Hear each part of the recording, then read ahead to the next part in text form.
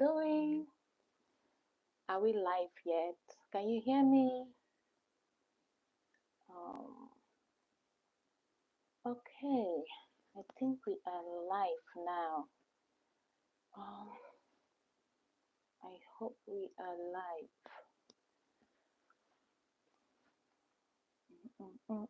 How are we all doing? Um, good morning, good afternoon, good evening, wherever you're watching from.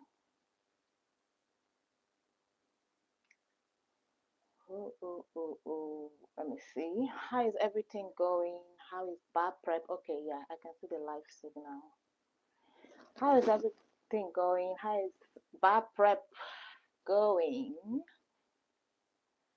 This is a very good time to connect with you all, my colleagues, my friends, prepping for the bar exams, and my colleagues and friends in the LLM program. Um, we are here as a community to motivate and give tips and tricks and strategies for success, both on the bar exam and in the LLM. So before I go ahead, my name is Cynthia Azor. Uh, so I recently got called to Alabama Bar, and uh, I was able to pass the bar exam at first sitting as a foreign attorney. And since then, I've been getting questions on bar prep tips and strategies. Let me try to talk out. Sometimes I, I kind of like speak to myself. Yes, so, okay. So today we are here to share tips on bar prep strategies I used for my bar exam. So I have some questions and answers. Some questions and answers, some questions I'm going to answer in this section. So feel free to drop your questions in the chat box. Feel free to call in. Either you call in live by video or you call in by audio. So although I mentioned earlier that we're going to talk about US LLM experiences and successes, but I focused mainly on looking through the bar prep questions because I got lots of bar prep questions, and of course, definitely because so many of us are prepped for the bar exams now, so definitely that's going to be what will be on our minds. So without further ado, let's get into today's question and answer sessions. Like I said earlier, feel free to drop your questions. Feel free to send me your questions through my chat in the if you have my phone number, and I'll respond to your questions. Okay. So my first question here goes um, whether or not I typed or wrote the bar exams by hand, and what was my experience with the method I used and I chose. Okay. Well, I must say that choosing whether to type or write the bar exams is a very significant decision, and it's essential to make it as early as possible. This allows you enough time to practice whatever method you've chosen and to develop the necessary skills and strategies you will need on the exam day. Where time management is crucial, I decided to type my bar exams, and here is how I made that decision, along with the pros and cons I noticed with typing. First off, it's very important that you practice whatever method you're going to use. This is the most important thing, regardless of whatever method you choose, is to practice consistently. If you decide to write, practice writing essays as regular as possible. If you choose to type, ensure you practice typing under timed condition. Okay, this will help you build familiarity and efficiency, and this is crucial during the bar examinations. If you're still a student at the University of Dayton, please try to utilize the resources available to you. For example, during my time, I sought the guidance of Professor Tommy when deciding whether or not to write or type. I scheduled a session with him to express my concerns, and he advised me. He said one thing. He said, even if you are the slowest typist in the hall, in the exam hall, make sure you type your bar exams. I took his advice very seriously because I value the wisdom and experiences of our professors. Having come from the home of professors, I know how important it is to listen to them. I faced lots of challenges in typing, actually. During my university days, my undergraduate, I wrote my exams and I did not type. I handwrote my exams. The only time I remember we typed was during the master's program. But typing in the master's program and the bar exam is different. In the master's program, you have your questions on the screen. Okay, hold on, I'm getting some questions. In the master's program, you have your questions on the screen, right? So you can easily, go through the questions on the screen and answer. You even have like a tool that you can use to, write out your highlights and all of that. But for the bar examination, it's different. You are not in the bar examinations, you are actually going to have the hard copy given to you. Hold on. Okay. Yeah, you're actually going to have, thanks for joining me. You're actually going to have the hard copy of the materials given to you. The biggest issue is getting accustomed to typing with a blank sheet and improving your typing skills, right? So you need to improve your eye to paper strength, your contact strength, your speed in which you look through your questions and you type. Uh, I'm going to share my experience the way it is. If you can touch type, right, it will be a lot easier because you can just be typing and be looking at your question sheet. But for some of us that can't really touch type like that, that added an extra stress to the bar exams and the bar exam preparations because you're looking at your keyboards and at the same time you're trying to figure out what the issue is, and all of that. You're trying to look through your questions at the same time. So somehow it kind of sets you back in terms of time, and it's kind of a little bit stressful. That's why I said, if you're not that proficient in typing, it's very important. If you feel like you want to type the bar exams, it's very important you practice. Okay, what I always say is that for the bar exams, you need to try as much as you can to discover your weakness and turn your weakness into your strength. Okay, um, you need to try as much as you can to make sure that if you are typing, right, if you can't touch type, you strategize on how you're going to answer the questions on that day. Like for instance, highlighting your issues while you're practicing, like kind of like typing out your issues on the blank sheet, because you're going to be given just a blank screen on the bar exam day. So you want to see how you can type up your issues first, then maybe you can later come in and put in your rules and your conclusion. Just develop a strategy that you're going to use so that it will be a lot easier for you. You understand? Um, so let's go. It to be sincere with you, you have to develop a strategy that will work for you. I would say that um, you need to make sure that whatever strategy you take or whatever decision you make is you're going to make sure that you're very comfortable before the bar exam. So you need to try as much as you can to practice as much as possible. One of the benefits of typing is that you can easily draft out your answer, edit and reorganize your thoughts on the computer, right?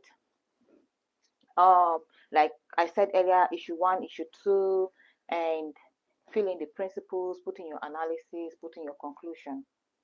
I would say this approach helped me ensure that I covered all that was necessary and all the necessary points, and I could go back to refine my answers as needed, right? So it's very important. Um, you know you want to try and make sure you're using your issue rule, application, and conclusion. The method was very helpful. And then for the bar exam, sometimes you want to put a little bit of conclusion on top first. So that's where typing helps. You can easily just copy your conclusion, put it on top, and kind of fine tune it, right? So typing has a lot of advantage. You need to try as much as you can to increase your speed over time through practice so you can reduce your typo. During my time, my typing speed initially was like 50 to 55 words, but by the time it was getting closer to the bar exam, I improved to like 80 words per minute. So that's why important the practice is very important, right? Um, um, you need to practice your essays under time conditions and use a timer to simulate the exam settings, right? So I recommend investing in a reliable watch. This is the watch I used. I'll put the link to this watch. I'll put it in the comment section. Um, it helped me manage my time effectively during practice. Or I can put it in the description box. It's very important you practice your questions time, right? Handwriting can be very challenging, especially if you have a poor handwriting and it's not legible. Under the exam pressure, even those with good handwriting, sometimes you may find it deteriorating on your hands, leading to legibility issues. So, writing also doesn't allow you the flexibility to go back and forth and easily edit or reorganize your answers or your content. Therefore, practicing a lot in order to strengthen your hand and your endurance for writing under exam conditions is very important. Okay, so if you're going to write or type, the end point is make sure you practice whatever method you're going to use and give yourself enough time to practice whatever method you're going to use, right? uh, so let's let's talk about our next question. Hello, I'm getting lots of questions here. So my next question here says, did you cite cases or statutes during the bar exams? Did you cite cases or statutes during the bar? Oh my god, this question makes me laugh. Oh no, I got this question like how many times? Like, and I'm like, during the bar exam, I did not even, to be sincere with you, I didn't even have the time to remember any cases. The tension was so much that you wouldn't even have enough time to put down your principles. You understand? So, while practicing, I did not, pay much attention to memorizing the cases.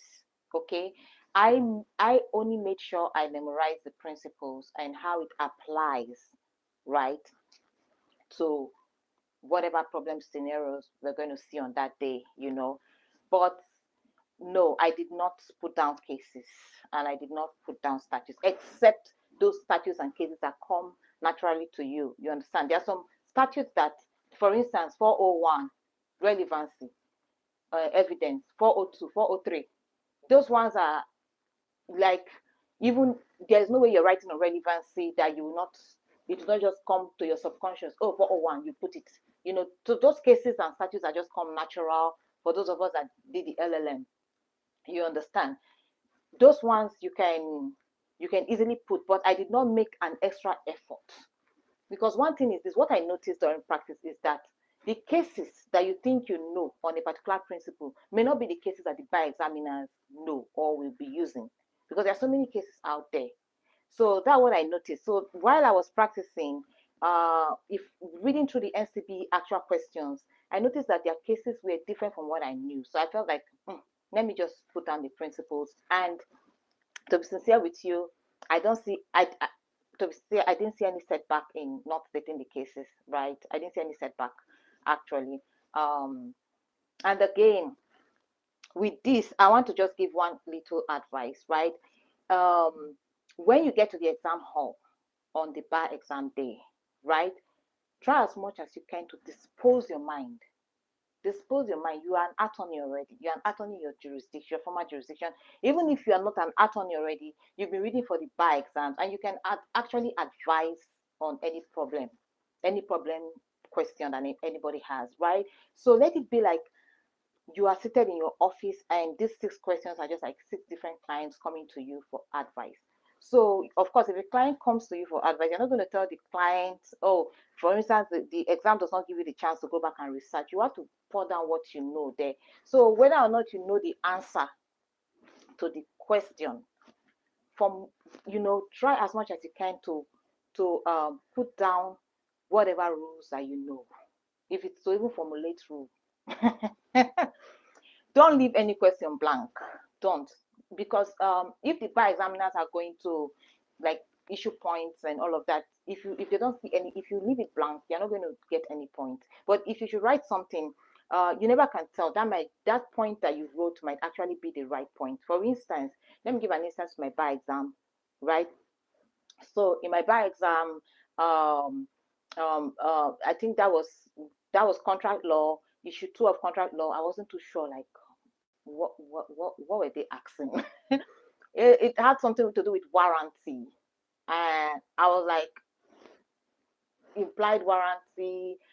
I wasn't sure what the bar examiners wanted me to write about, but I knew something about warranty at least.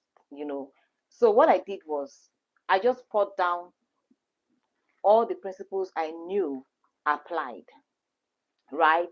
But I made sure to start with from what our professor taught us in the LLM. You have to make sure you start with determining whether or not this falls under the UCC or under the common law. Is it goods, is it services? Determine, offer. If there's an offer, acceptance, consideration, you want to define all of those. I think that's just the structure he gave to us that we should use for the contract law. So I use that structure, and then I went down to you just make sure you touch every issue that you are asked on the bar exam day. Sure, you understand. Make sure you touch every single issue, and luckily enough, I came out with a 5.5/6 in the contract, which is more than a perfect score, and I had a 6 in the property. So sometimes it's possible the principle you put there you think is the wrong principle, it might actually end up being the right principle. You understand? Yeah, that's why I said you are an attorney already. So go and show go and show your strengths, your attorney prowess. Pour it out, like just pour it out there, like, because it's either there or then. You cannot go back to change or to correct anything. So whether you're right or even if you're wrong, they're not going to take away marks from you for stating something wrong. Yeah, the only thing is if there is something right inside something wrong you stated, you get some points, which is better than leaving it blank. Okay.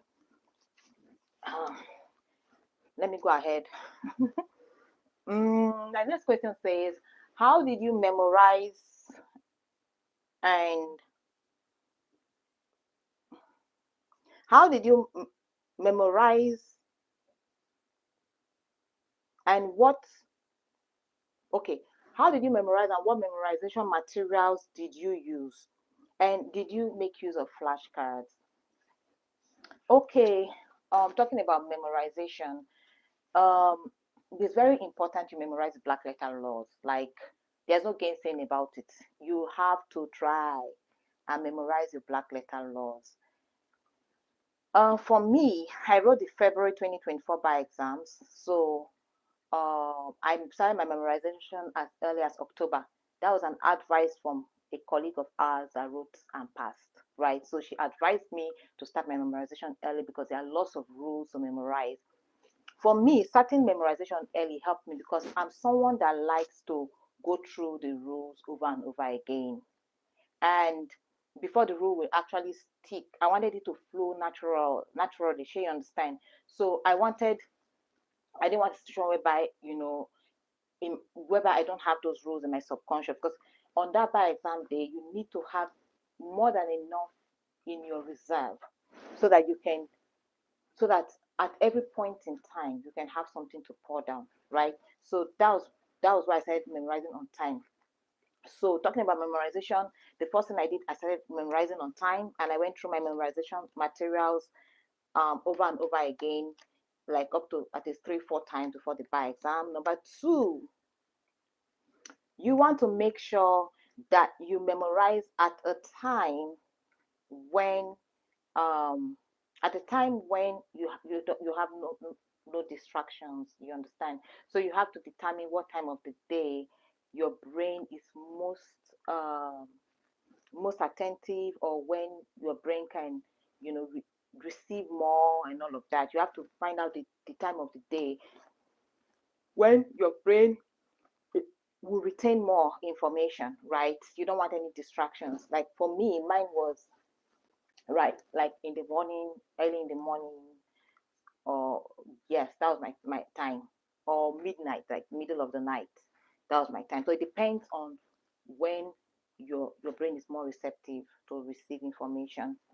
That's going to be the best time to memorize. Usually I used to memorize. I'll just wake up first in the morning, memorize my rules before I go into whatever tennis has me to do.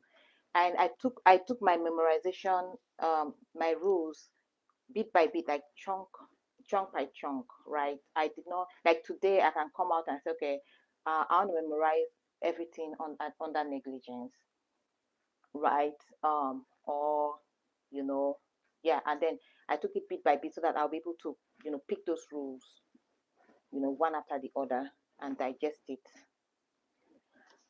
Um, then when it came to my memorization, in as much as I used tennis bar review course, I want to show us the material I used for my memorization. I used the smart bar prep material for my memorization. The reason why I like this material is because it has the high, low, and medium, right? So when I was memorizing, I made sure to lay more emphasis on those areas of the law that are high. Please don't don't be deceived. Don't feel like, oh, you're going to neglect the low areas. Please also pay attention to the lowly tested areas, because you never can tell. The bar examiners can change anything at any time. That way they did that to us also in some questions. They set the low, those areas that you never expect that bar examiners to set from. They set from there. So thankfully, I paid attention to everything. But you want to make sure that you're laying more emphasis on the high areas. For instance, in tort law, negligence. Negligence will always come out. You understand? In contract, then one topic I know was always coming out was statute of frauds. It's always there, you know. So there are some topics that that come rain, come sunshine. These topics will be there, especially for the NDE. You understand? So try as much as you can to concentrate on those topics that are highly tested. So that's what I did. I got a different material. The reason why I use this for my memorization, like I said, is because it helped me streamline my memorization to the highly tested areas, and also it also has the points in such a way that you can attack your rules and principles and memorize bit by bit. I didn't want I didn't want a material that will be telling me too much story or saying too many things. I just wanted an attack sheet. So yes, an attack sheet. You need an attack sheet for memorization, right? That's what I used, right? So why did I not use Thames? I didn't use Thames memorization because their memorization sheet was more like a textbook, right? It was still telling me, it wasn't attacking the points the way I wanted to use it to memorize, right? So it depends on you. Everybody is different, you know. Some persons learn that way. Some persons would prefer the attack sheets. So I would say that if you can get an attack sheet on the side, like Smart Bar Prep, it would be very good. Smart Bar Prep was very efficient to me. Um, and then um, it says, did you use any flashcards? Oh yes, I use flashcards. I use Smart Bar Prep flashcards mainly. Those ones I use at night or when I'm at the gym. Okay, so the flashcard is just like their memorization smart material. What I'll do is I'll create a video on Smart Bar Prep so that you can actually see what Smart Bar Prep looks like, and I will let you know how I used the Smart Bar Prep. And then yeah, basically those were the materials I used for my memorization. For my memorization, I tried not to use too many materials to memorize. I didn't want to confuse myself. And I just believe that going through one particular material um, over and over again will be more efficient for me. Although I also looked through the Tennis Bar Review course materials, which somehow threw some more light. And again, when it comes to memorization, you want to also try as much as you can to pick some rules from the actual NCB past questions. If you understand what I'm talking about, the actual NCB past questions, that's where Smart Bar Prep came in too. They had all these NCB past questions from 1997 down to 2024, right? So somehow I was able to um, get get some principles from there, and I made notes of those principles. I made notes with those principles. So I did not make. Some persons were asking whether I made notes during the bar prep or the during the bar prep. No, I didn't make notes. I didn't make general notes. To be sincere with you, I didn't even have time to make notes. I, no, I didn't make notes. The only thing I did basically was to make notes on those past questions. Those were because I wanted to be able to pick some principles from there and memorize it, right? Uh, you want to try as much as you can, not only to memorize, you want to try as much as you can to understand those principles, okay? Try and understand them and understand how they apply to hypothetical scenarios. And you cannot understand how these principles apply if you do not do enough practice, okay? So you want to make sure that you are outlining as many NEE past questions as possible. Let me show you something. This is These are past questions that I printed from Smart Bar Prep, right? These are all the MBE past questions. And I'm sorry, I have a bit of cold, so but I felt like I should do this because I already said I was coming on live, so I'm trying to manage my cold now. So this is taught law past questions. This is real property. So I printed all this out, and it helped me because I was able to streamline as many as I could. And this is the Smart Bar Prep. This is Smart Bar Prep smart analysis, right? So they kind of summarize the NCBE. I know those NCBE analysis can be long, so they summarize the analysis here. So I would say the more past questions you can solve, the more past questions you can outline, the better for you, because The bar examiners are not going to manufacture questions from the sky. It's going to be from past questions. In fact, let me just you. Uh, During the bar exams, yeah, number one question was a past question, and um, it was so interesting seeing that question because I had solved it before. Like I said, I virtually answered from 1997 to 2024 outlining. So when I saw the question, I was like, wow, it was a question on partnership. Yeah, partnership. Yeah. And I just poured down the principles the way NCB had it. And then number six question was also a past question. They just kind of like changed the names. So that's the importance of reviewing past questions.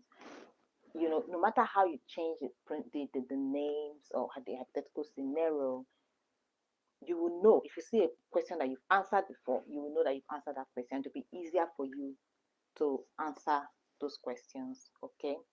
If you see them in the bar exams. So, excuse me. Okay. Okay, let's see. What's my next question here?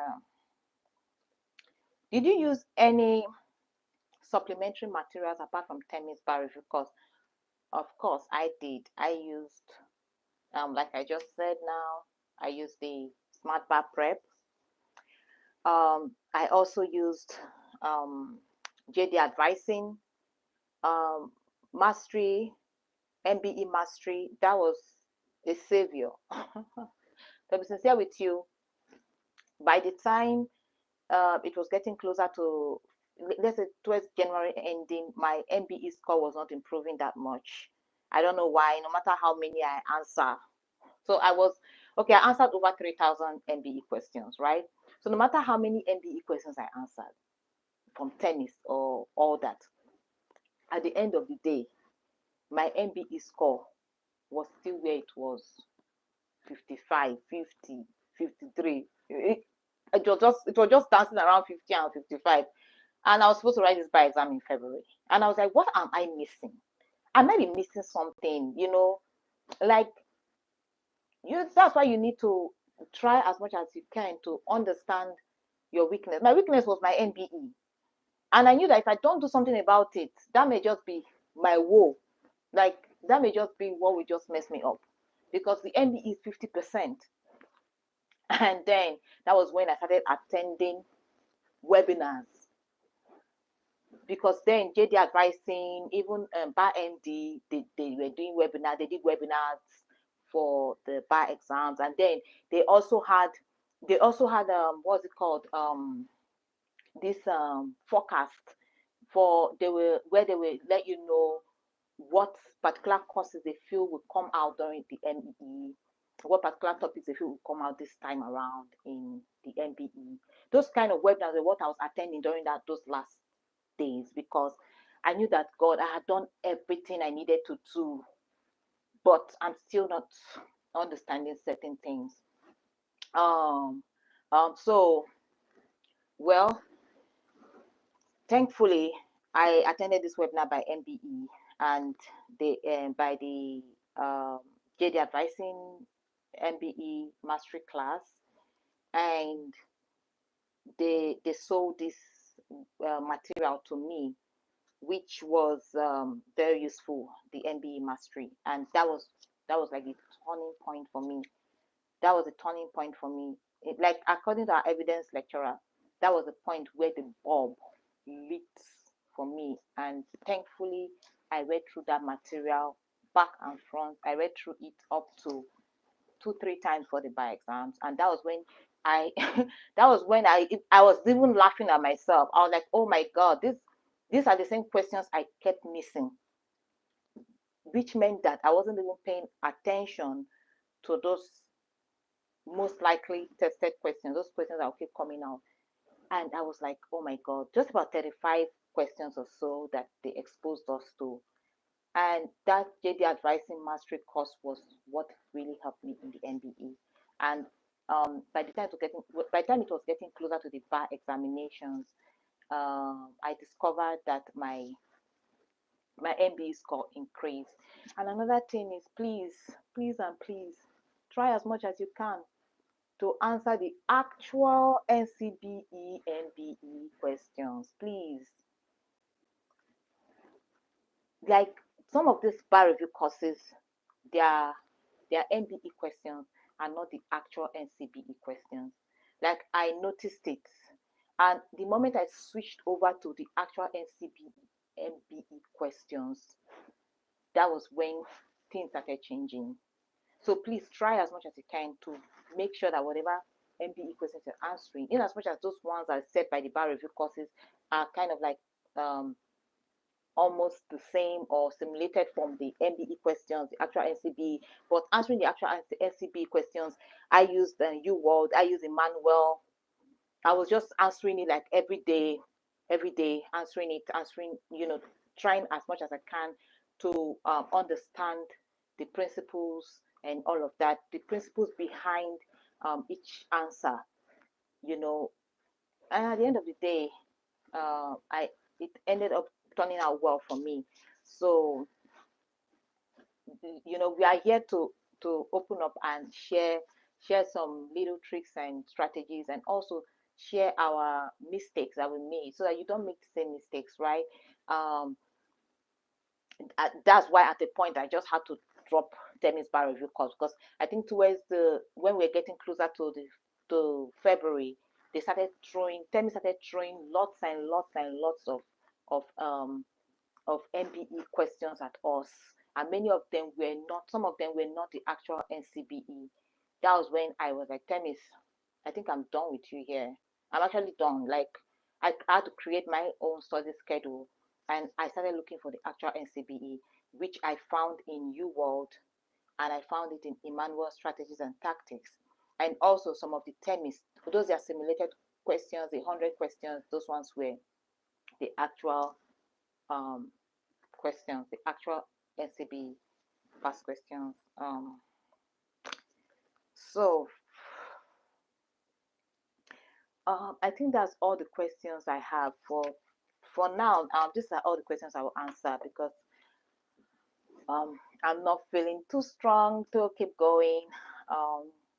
So if you have any questions, okay, feel free to drop them in the comment section. If you have any tips or tricks for those persons writing the bar exams, please feel free to put them in the comment section. And I'll see you all again maybe next Friday, or if I'm going to come up live, I'll let you all know. Yeah, hopefully everything turns out well and I'm able to come out live and we can answer some more questions. But before then, I'm going to create videos on some certain aspects so that you can always go through those videos if you need some motivations for the bar exams. And that will be all. Thank you all so much for joining me. Thank you all. Yes, thank you for joining me. And I hope to see you some other time. All right, have a good day. Bye.